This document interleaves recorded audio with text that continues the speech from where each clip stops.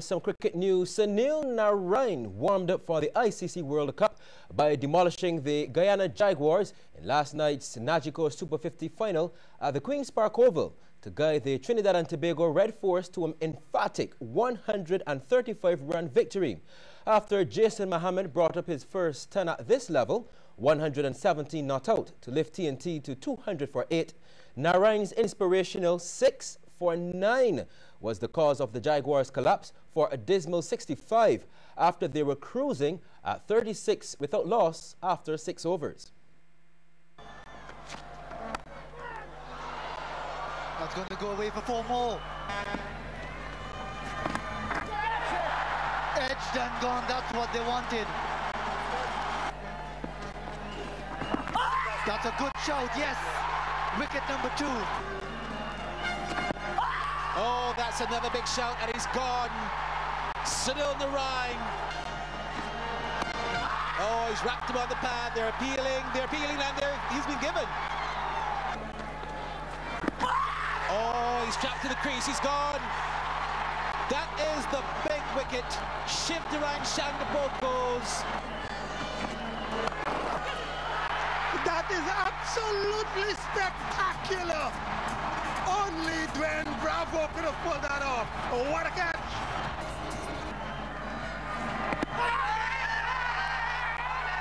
He's got him! Bowls brilliantly. That's dead, that's gone! That's his 6th wicket. I think he's gone. They're going to go upstairs. Jacobs attempt to get down the pitch of the ball. And the bat actually is in the air, and I'm afraid it's going to be bad news for Jacobs.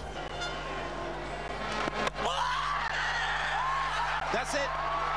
Victory for Trinidad and Tobago Red Force. This has been a tremendous finale for them. They were struggling with the bat, saved by Jason Mohammed, who made 117 not out. And then, after a brisk start by the Guyanese, Sunil Narine came in and put his foot down on the match. Well, after the game, commentator Fazir Mohammed spoke to Narine regarding his readiness, that is, ahead of the upcoming World Cup. All the variations coming out nicely, because there was all this concern about you sorting out your bowling action in time for this tournament, followed by the World Cup. Is everything coming out perfectly? It started off rough here, but I think by continuing practice, I think it's getting there. Still some work to do, but you never know. Well, the polo season at Holders is set to get going tomorrow with the Didacel ICBL The Villages Tour. The tour will feature the Villages team from Florida, who, from all accounts, is a very strong side. The team coming from the Villages has one 5-goaler, Francisco, and supported by a 2-goaler, Chip Campbell, and then Jim Parr and Paige Boone are each 1.5. And their 2 other players, Jason Cashing, 1, and his wife Elisa Cashing, she's 0. So in all, there are 6 players coming from the Villages, and I think that they will play in a various level matches across the week. The event is the first of 4 major tournaments planned for Holders, with the Diamonds International Battle of the Sexes, the Treasure Tour, and the Barbados Open on this year's calendar. The club has also sought to do a rebranding exercise with the support of sponsors ICBL, Virgin Atlantic, Diamonds International, Voss Water, Didacel, and Piper Heidsieck. It is all in an effort to expand the image of the sport. Sponsorship of polo is extremely important to the ongoing, success and viability of the game. It's a members club, so it's a not-for-profit, obviously, venture. We think that polo offers a great outing for tourists and locals alike. It really is a great afternoon, and this year we would like to, spread the various modes of communication to make the awareness of polo and the games much more broadly known, and to increase the attendance. So through that, we will have, we do have a Facebook page, which is Barbados Polo Club. There is the Barbados Polo Club website, which is in the process of being reconstructed, and we will publish the telephone numbers of the various polo clubs.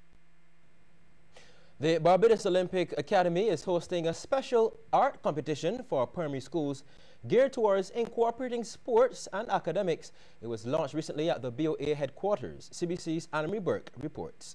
The Barbados Olympic Academy is taking their sporting outreach to primary schools from a slightly different angle, moving away from the field of play to capturing sport through art. The current event, the Inter-Primary School Sport and Art Competition, which is being launched today, seeks to promote the synergies between sport and art. It draws attention to the expression of sport as a form of art, which is being drawn in essence by the athlete as they compete. Their art form going through a range of motion creates an art in itself. Through this competition, we hope to encourage young artists to use their creative talents to express their ideas of sport and at the same time promote the Olympic values of excellence, friendship and respect. The competition, which goes under the theme Building a Better World Through Sport, gives participating schools a head start of $100 to purchase the required art supplies. 3 schools already on board, Hildeskeen, St. Lawrence and Grantley Prescott, were on hand to receive their checks. President of the Association of Public Primary School Principals and Principal of the Hildeskeen School, Ivan Clark, said such a competition is a great way to capture the essence of pairing sports with academics.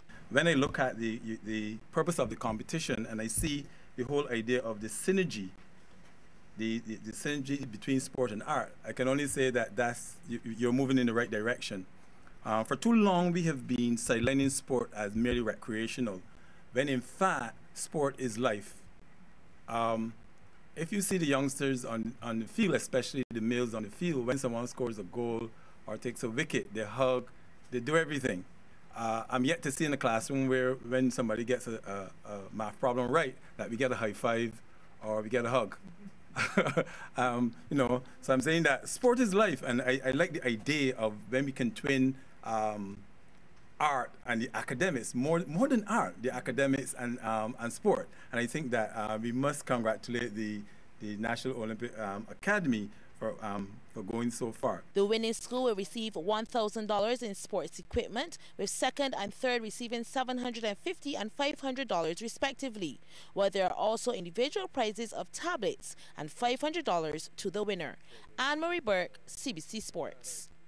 Thanks, Anne-Marie. Well, Sepp Blatter has told UEFA you do not have the courage to challenge him in his leadership, that is, at the upcoming FIFA presidential elections, and has urged them to back his cause instead. The